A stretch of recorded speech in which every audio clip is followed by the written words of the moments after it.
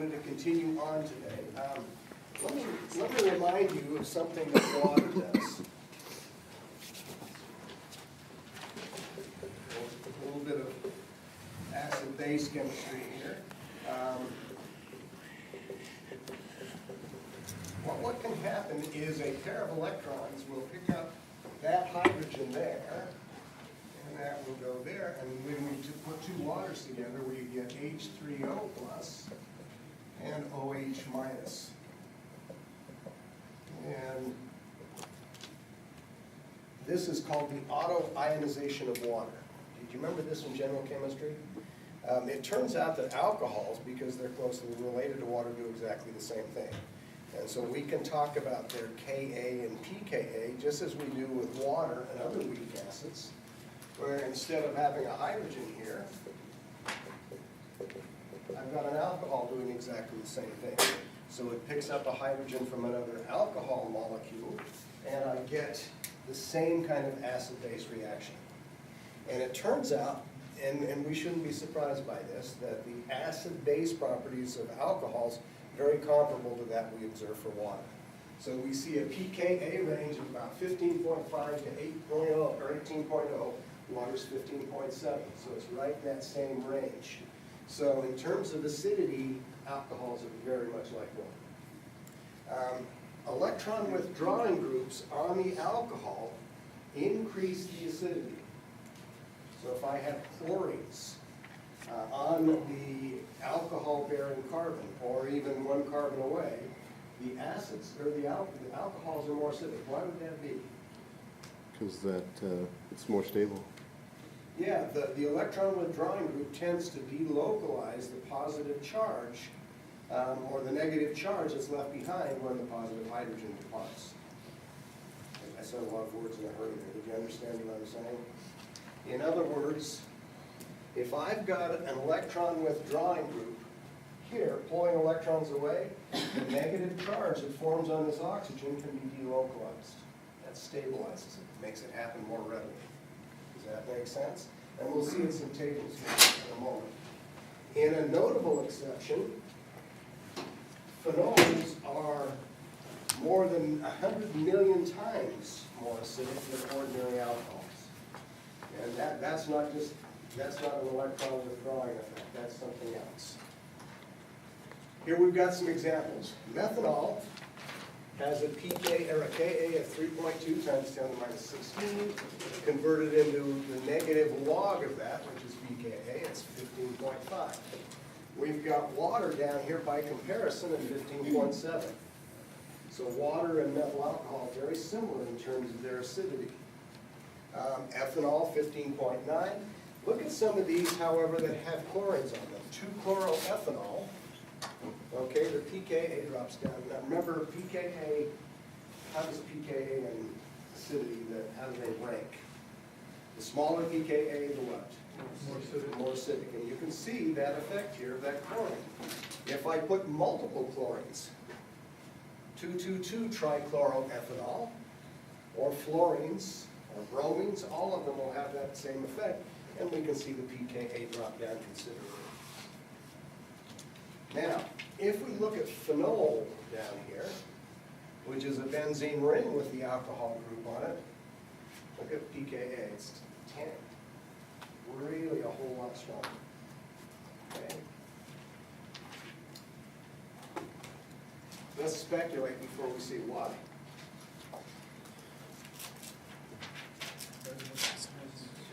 Yeah, it's resonance.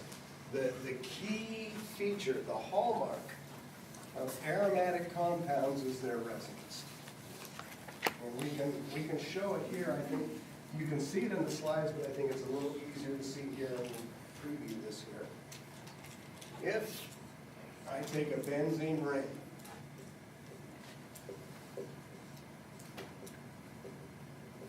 with an alcohol, a phenol, if the hydrogen comes off as H+, this pair of electrons goes here, and I get what's called a phenoxide ion.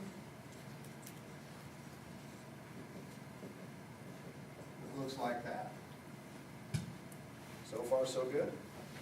What can happen here is a pair of electrons from here can go to here and form a double bond.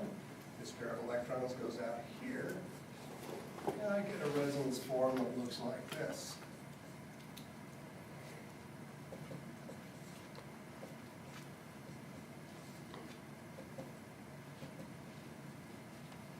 This pair of electrons can now come back down here, and this pair of electrons can go here to create another resonance form.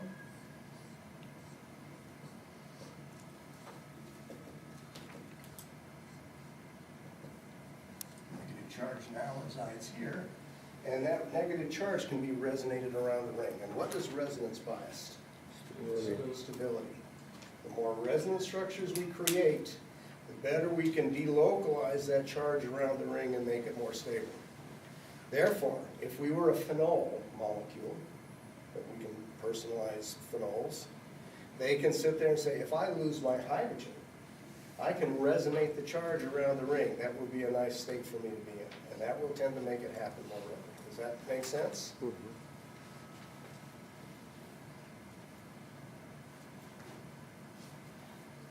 Now, if I want to form, did I skip 2 slides? Okay. If I want this reaction to take place in good yields, if I want this hydrogen to come off and create what's called, in this particular case, this is called a phenoxide. If I want to make an alkoxide, which is essentially the same thing, but the R group is an ordinary group, not a benzene ring, alkoxides can be produced by reaction of alcohol with sodium metal. And that's what's shown here. Here's an ordinary alcohol. And I react it with sodium, and in fact, this is really a single replacement reaction, where sodium replaces the hydrogen, and we get the sodium alkoxide, salt, and hydrogen gas produced. You probably don't remember general chemistry. If you do, if you put a metal with an acid, what did it do? Both. It produced the metal salt and hydrogen gas. Do you remember that? This is just the same reaction. It's taking place in an organic framework, but it's the same reaction. So I'm getting the sodium replacing the hydrogen, so I get the sodium alkoxide and hydrogen gas produced. And the alkoxide is a great base. It's a great nucleophile.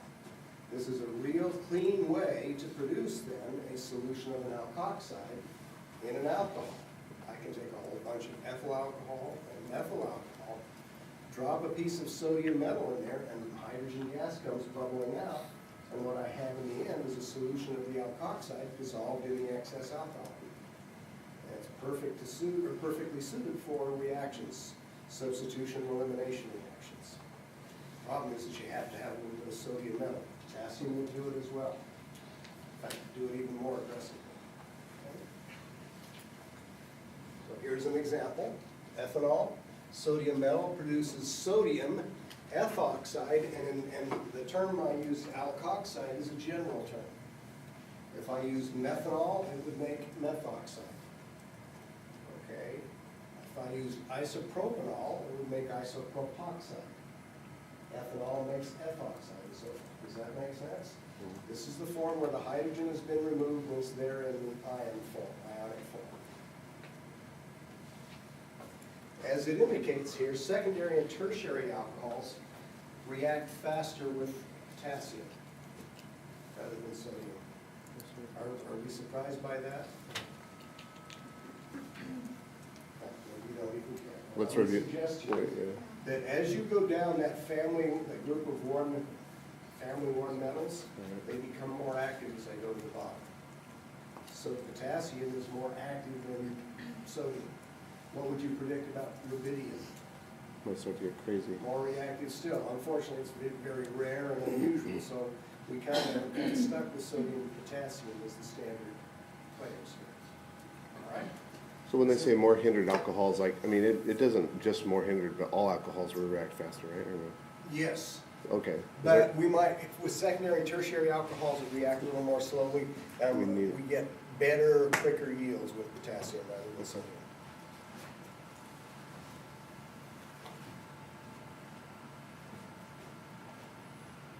Here's what we were talking about before. If I react phenol with sodium hydroxide, I get the sodium phenoxide with water. And I got, by the way, I'm going from a good acid to a weak acid from pKa standpoint. And that's generally, in general chemistry, what something we learn. Nature favors the weak side. And so the good acid phenoxide, or phenol, produces the weak acid, water. It's the conjugate acid. And we get good yields of our sodium phenoxide salt. And I think we've got some resonance structures here, similar to what I have on the board, indicating the stability of the phenoxide ion and why phenols are much more acidic than ordinary alcohols. How come they use NaOH, right? But if you just put sodium, would the hydrogen It would come be out the again? same thing. It would be overkill because we need to use sodium metal for the ordinary alcohols because the hydrogen doesn't come off very easily. Okay. Here, something as simple as sodium hydroxide or potassium hydroxide, this potassium salt, works perfectly well. It's more Where it stable. doesn't with an alcohol. Right.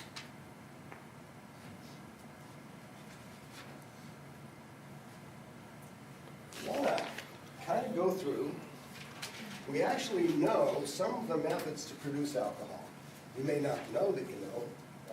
It may have been something that you've seen a while ago. But chances are, if you've studied alkenes and alkynes, you already know some reactions that will produce alcohols. So what we want to do now is sort of catalog the reactions that we know and some new ones to produce alcohols. And you'll find that in our textbook, this is a standard procedure. In terms of dealing with new substances, we'll talk about their structure, their characteristics, their properties, their nomenclature. Then we'll talk about how they're produced, and then we'll talk about their reactions. The rest of this particular chapter deals primarily with producing alcohols. And then next chapter, chapter 11, is the reactions of alcohols, okay, in terms of organization. One thing we can do is we can take alkenes and treat them with acidic or dilute acid, meaning acid diluted in water, and that will produce an alcohol because it hydrates the double bond. The problem with that particular reaction is that it's an equilibrium reaction, and the yields are often low, and it produces a carbocation intermediate. And what do we know about carbocations? It can be low. They tend to rearrange, and so we put a particular alkene in there, we put a little H3O plus, maybe dilute HCl, and we get a different alcohol than we intended to get because there's a rearrangement that can take place. So if we're going to use that method, we need to anticipate that possibility. If we want a Markovnikov alcohol, what am I talking about here? Where the OH group goes to the greater. H goes to H, OH goes to whatever else, right? Yeah, let's look at a situation